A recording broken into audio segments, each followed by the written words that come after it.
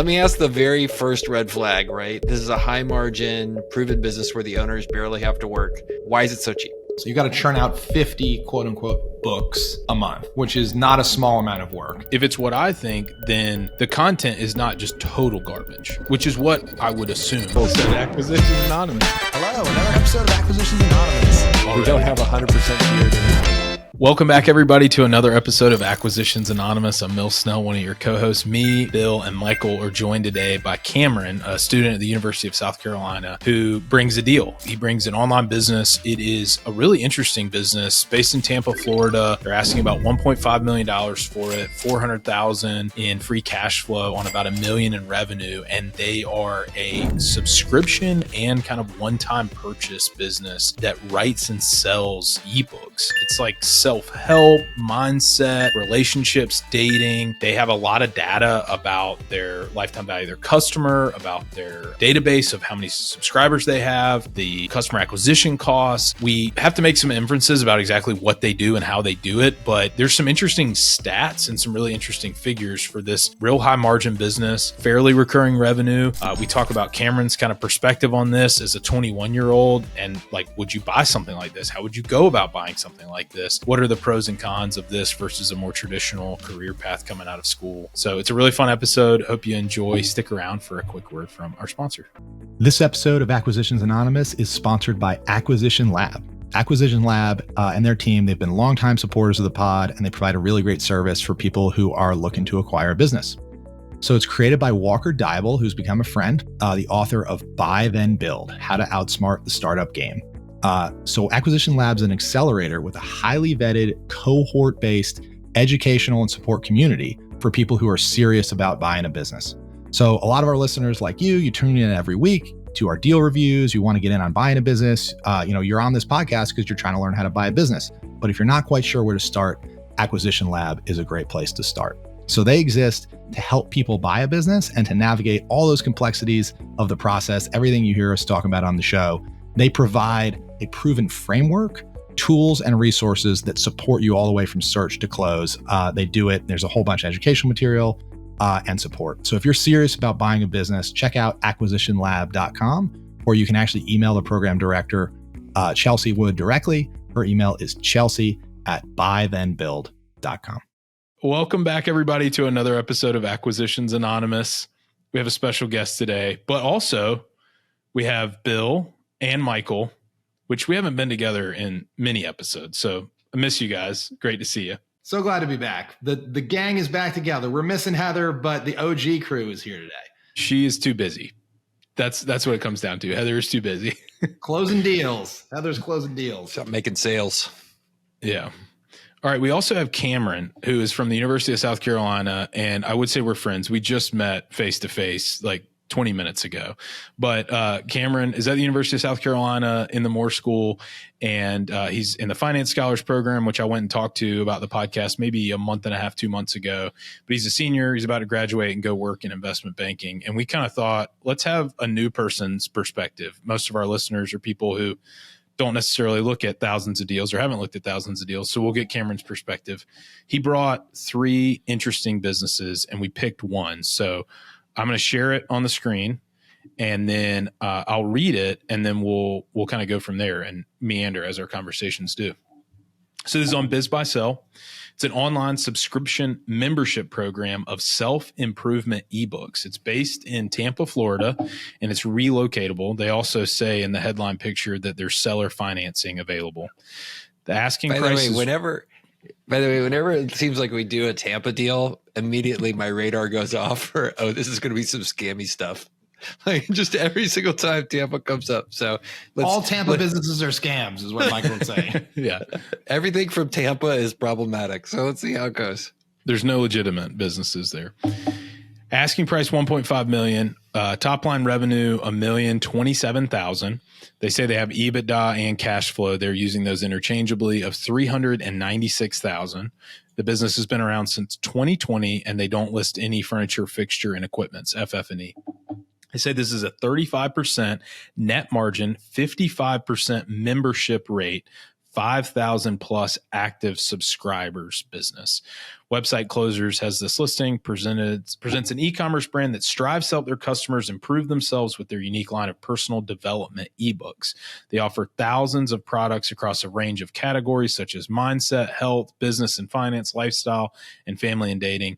Products are available on their branded website through both a monthly subscription model and a one-time cost of $14 per book.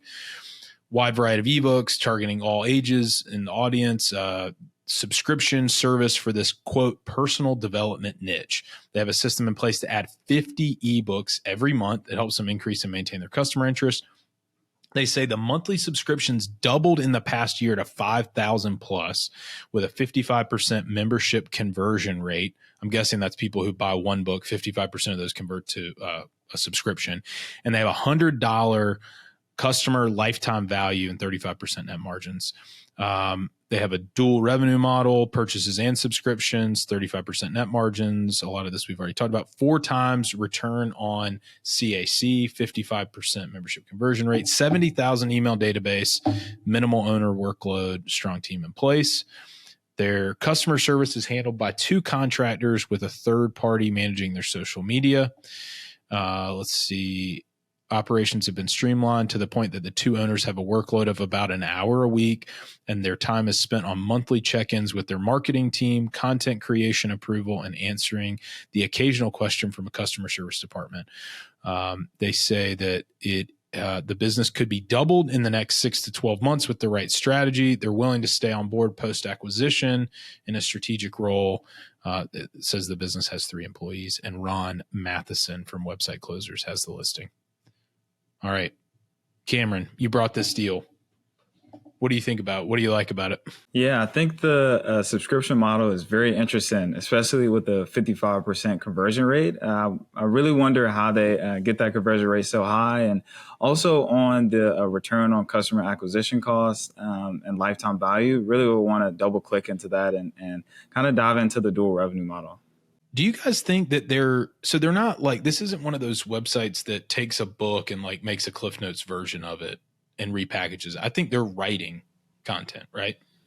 Yeah. This smells like standard Gumroad, Think and Grow Rich. Here's how to pick up women. The stuff you find on School or Gumroad or that kind of stuff that I'm like, there's so much money in this, but I feel so dirty being anywhere near it. I think that's this type of content.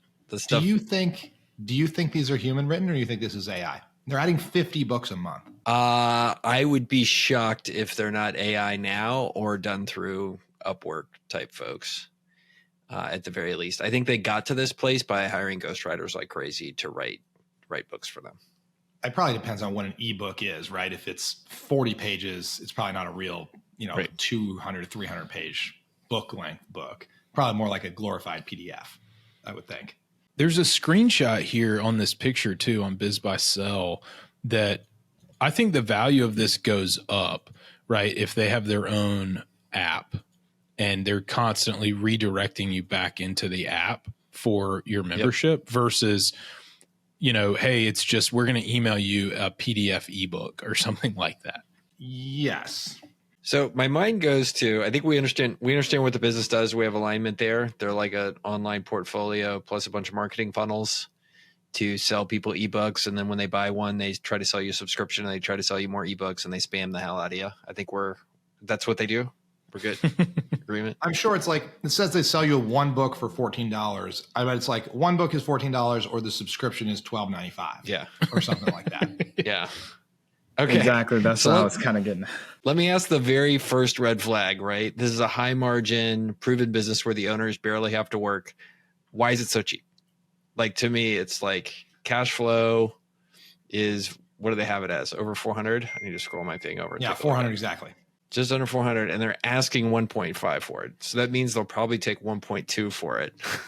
So they're asking three times. 3 times basically free cash flow for something that's an hour a week of work. Like, what is the story? It's like, not actually an hour a week of work, Michael. Oh, yes. I forgot everything you read on the internet's a lie, but continue. Yeah. I think what this functionally is more work than it sounds. You got to churn out 50 quote unquote books a month. which is not a small amount of work, you also constantly have to acquire new people. I mean, these people are churning like crazy, I would imagine. I'm sort of the one. Yeah, they say 55% convert, but they don't say anything about the churn. Well, so convert, I think, would be like 100 people go to the website, 55% of people subscribe, which to Cameron's point is bananas. Like a good e-com conversion rate would be 5%. Yeah. Or like 10%. So the other thing that makes me wonder here, I really want to know how they're acquiring customers. It would not surprise me if one of these owners has an owned media channel, like where he is a YouTube star or an Instagram personality or whatever, and is plugging this stuff. And maybe some of the books are by him.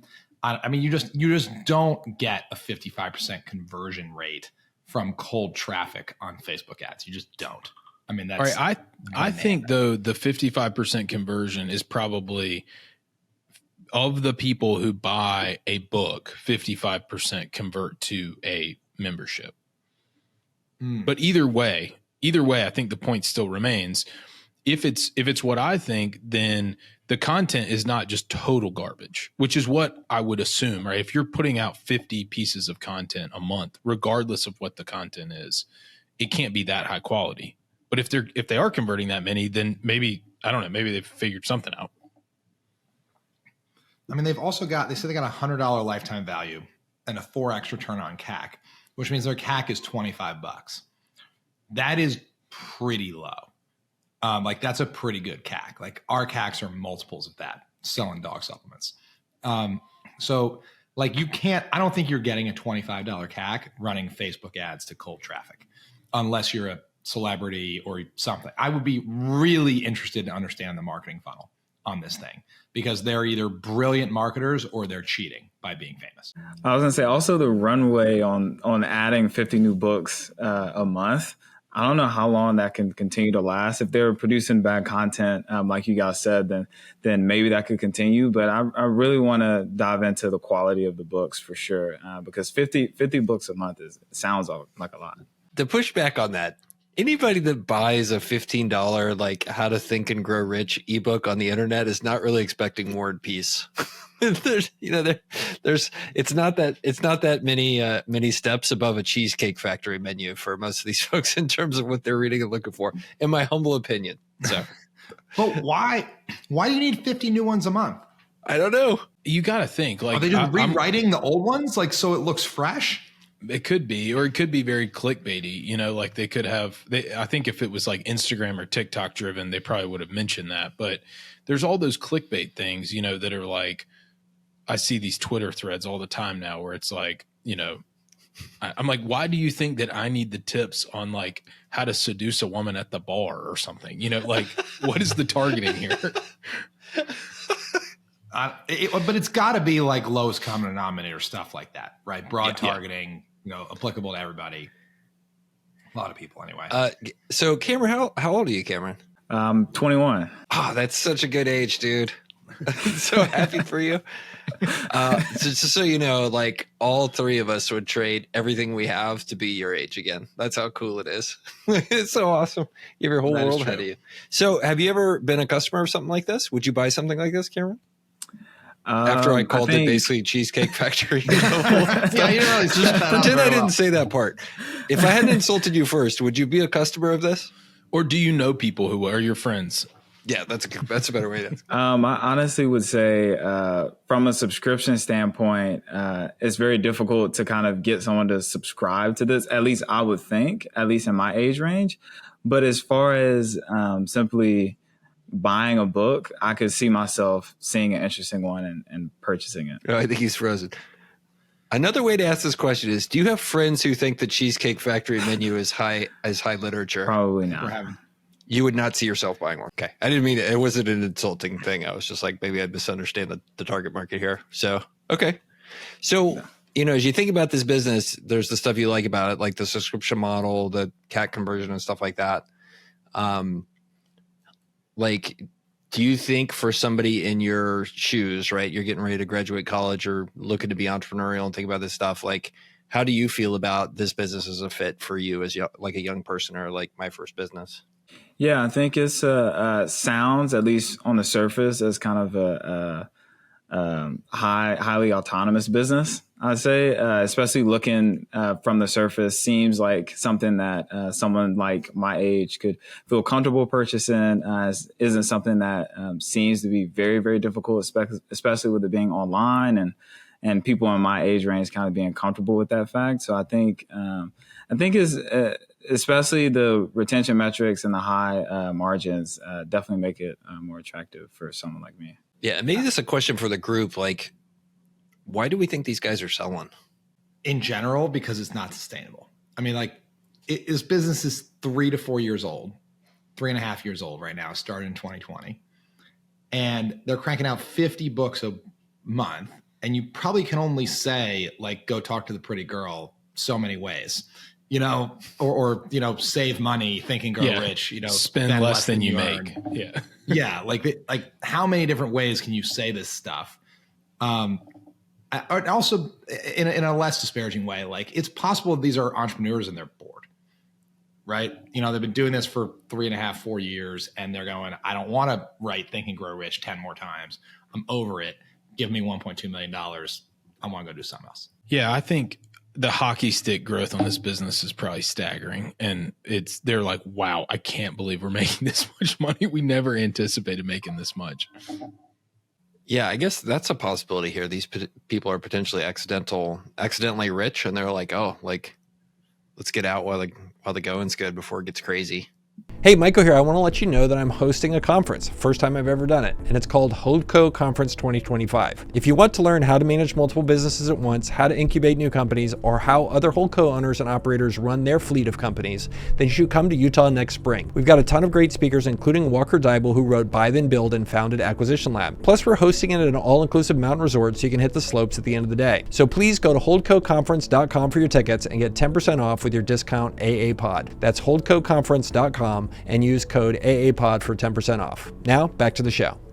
So the honestly, the red flag for me on this whole listing, it's like where there's smoke, there's fire, is the phrase family and dating intentionally included at the back of the topics list, not the front, with mindset leading at the front.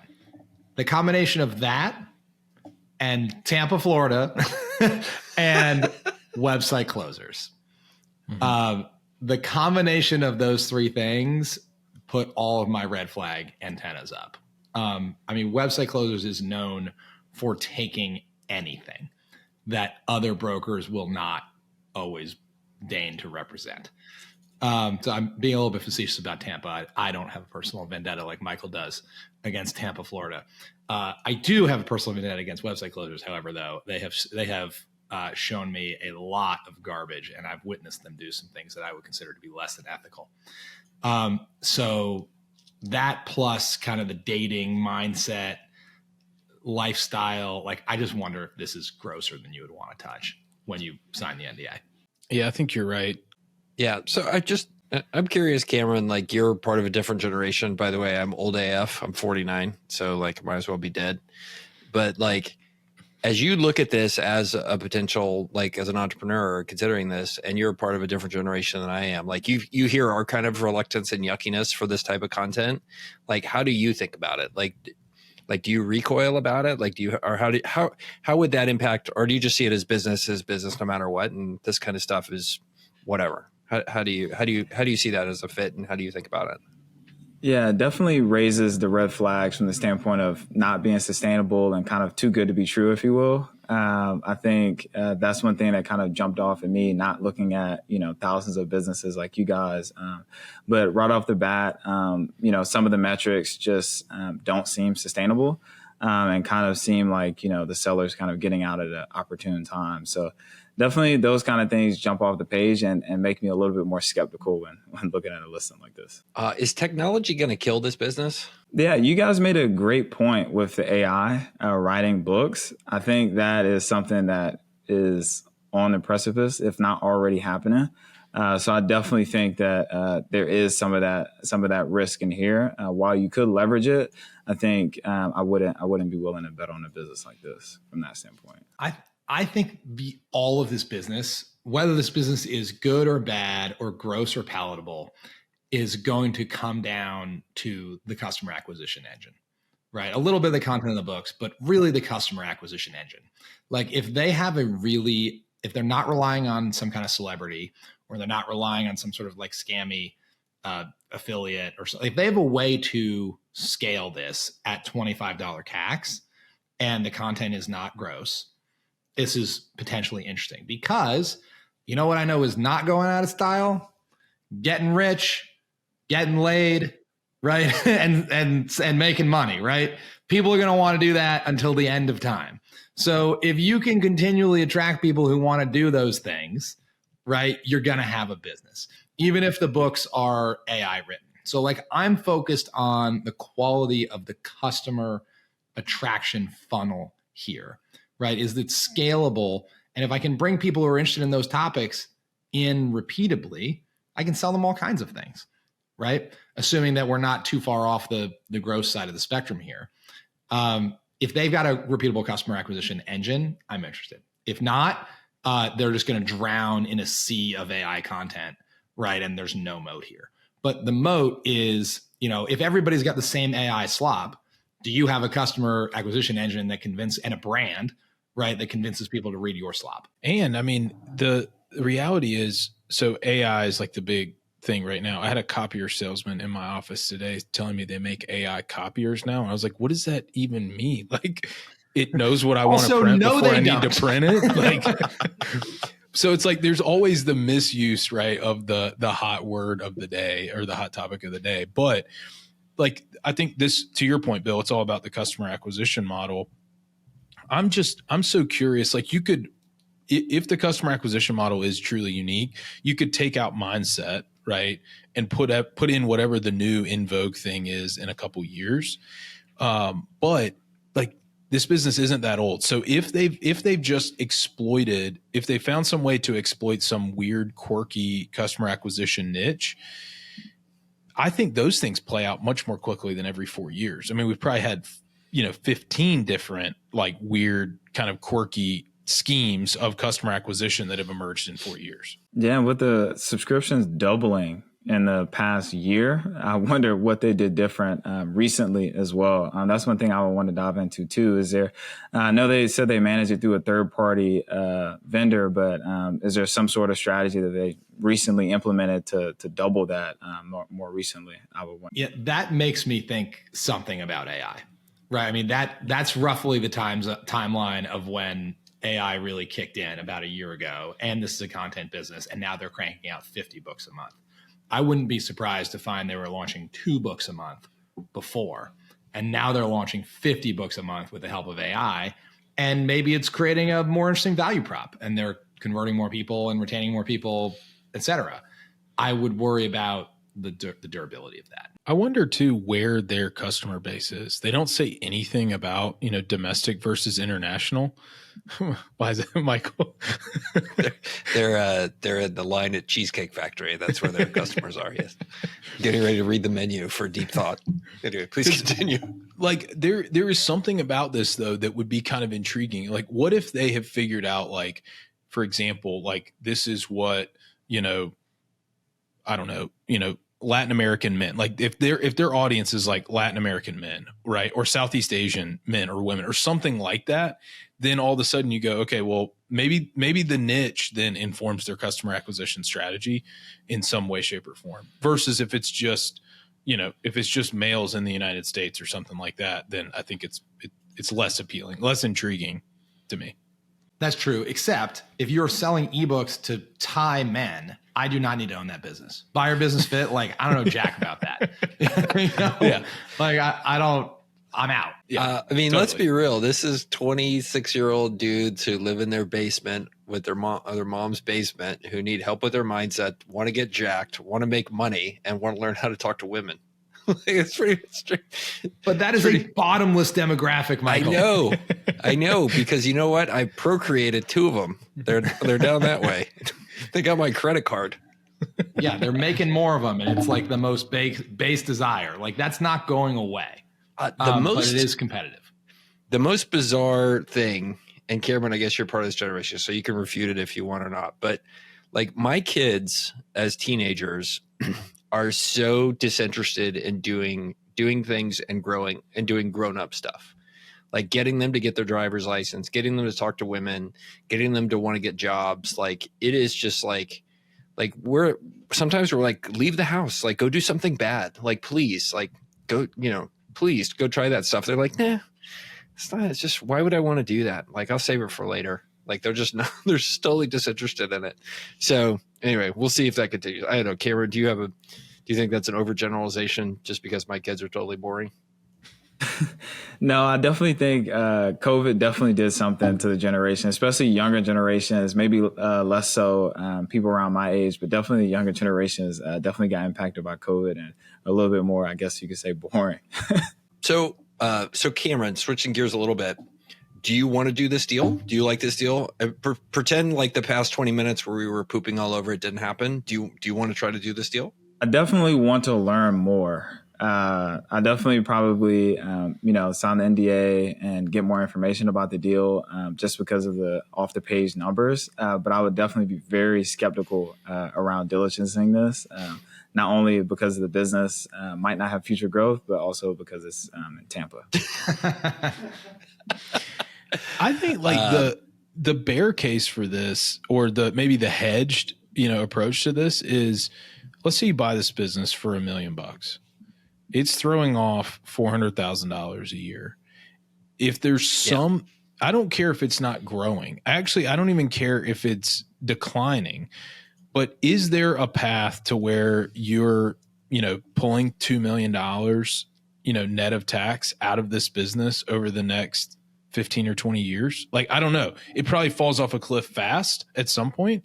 But is there kind of a coupon that could be clipped from this for 5 years and you return your principal and you have a return on that invested capital? Well, I mean, I think that's where I was asking Cameron, like, okay, you're not going to get an SBA loan on this. I don't think anybody has. All the banker has to do is just open up the content and be like, okay, this isn't for us. But like, I think if you can go in, Cameron, and you can figure out like what's a good thesis around this, like I think you could raise money for it. Like it's to Mills' point, like there's a relatively quick payback on it.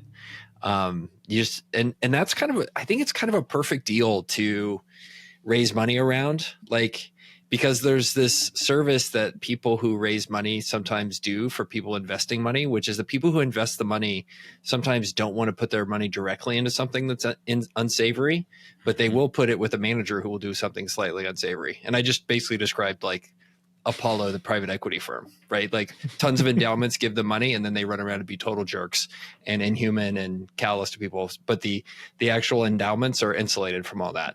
So I think that's the service maybe you could provide here if you do this deal. Like you come up with an investment thesis, you prove you can make somebody a lot of money really quickly. I think you can raise money on this deal if you wanted to. At the very least, raising money in this deal will force you to diligence it, not just in your own head. Oh yeah. Right.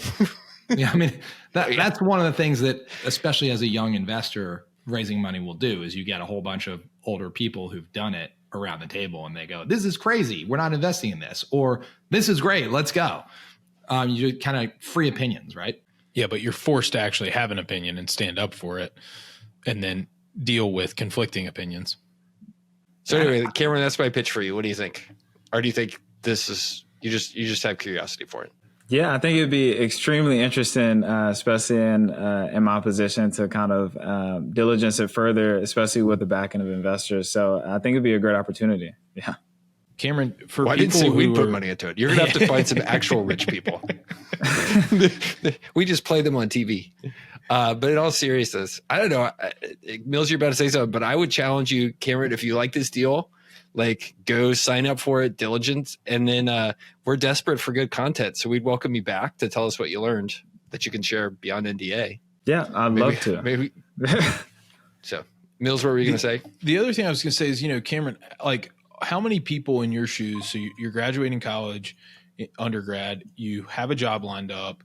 I think like from what I know about like the program you're in at South Carolina, like you've worked your butt off.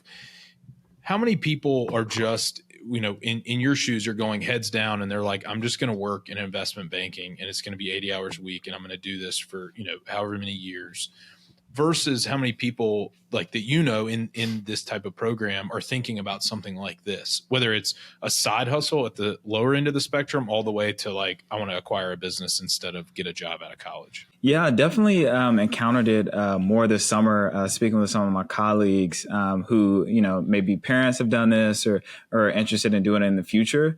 So I definitely think there's a certain subsect of individuals who are really interested in doing this long term rather than following the, cookie cutter path of working a corporate job for many years. So I think that that energy is coming back in our generation, especially with those who have parents who are entrepreneurs. Bill worked in investment banking, so he can